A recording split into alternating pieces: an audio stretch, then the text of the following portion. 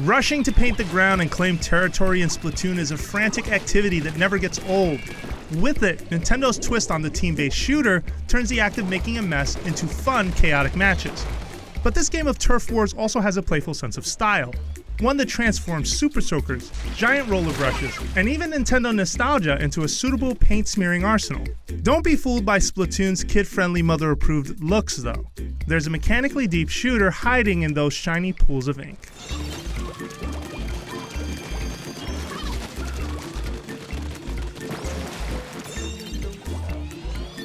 Territory control is a concept that you usually only hear high-level shooter players talk about, but Splatoon successfully takes this tried-and-true idea and makes it central and accessible to everyone by having us splash colorful ink everywhere to mark our turf. It plays with that idea in fun ways in each of its 4 vs 4 competitive modes. Where Turf Wars is about drenching the map in your color and painting over the work of your rivals, the manic Rainmaker mode is about grabbing a powerful weapon at the center of the map and driving it straight into the enemy's base.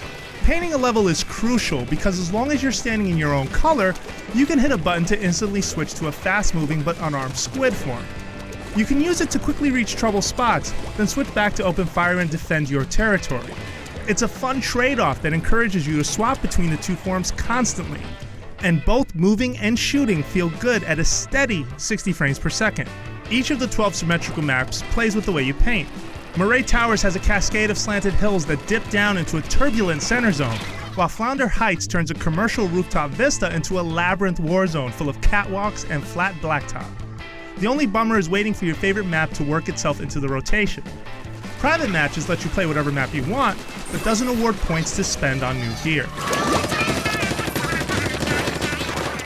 Each ink-spreading tool is built around the dual purposes of painting the ground and splatting your enemies. The whimsical Splat Roller lays down a wide lane of color, but flick it and you've got the equivalent of a shotgun. The Splatter Shot is a trusty rifle, but the different variations you unlock change how fast you paint and how far you can shoot. Coupled with secondary weapons like the Splash Wall or the Sprinkler, there's a lot to choose from. But a handy test facility lets you experiment and pick the preset arsenal that's just right for you. I just wish I could tweak my loadout while waiting for the sometimes slow matchmaking to get me into a game. Since claiming territory is such a visual activity, it's easy to tell if enemies are nearby whenever you spot rival ink. A quick glance at the gamepad immediately tells you who's winning a match and what areas need to be recaptured.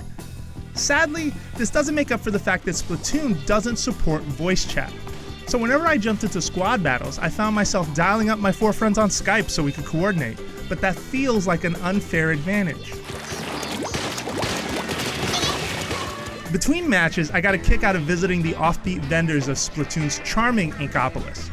Each one sells useful gear that looks trendy and makes you more effective in multiplayer battles. And the wide range of weapons and gear sets up a great upgrade loop.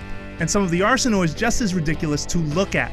From ink-throwing buckets built to drench the competition, to the classic Squiffer, a long-range weapon that looks like it was made from kitchen cleaning supplies. I could do without the Squid Sisters though. This pair of hosts announces major events and which multiplayer maps are available through an unskippable cutscene. And the fact that you have to suffer through their lame banter each time you boot up borders on criminal. The 6-hour single-player campaign has the type of variety, pacing, and amusing boss fights you'd expect from a Mario game, albeit in a shorter form. Splatoon levels take a theme, say sliding platforms or sponge-like surfaces, and build a fun stage around it that's challenging and well thought out. The Octarian enemies you fight are both expressive and lovingly detailed in a way that lives up to Nintendo's high standards. It's definitely fun until the end, but there aren't many reasons to finish it a second time. Beyond that, there's Battle Dojo, a forgettable offline 1v1 mode which has you trying to shoot down more balloons than your rival. With the way Splatoon works, shooting precise targets just isn't as fun as the rush of spraying paint everywhere to claim territory in Turf Wars. Finally, Splatoon Amiibo will unlock fun additional challenges that make clever use of alternate weapons in campaign, but all of that is disappointingly locked behind a figurine paywall. On top of that, Nintendo holds regular special events called Splatfest that turns Turf Wars into a fun, day-long community face-off, where players choose sides and rally for a team. The rewards are a little stingy though.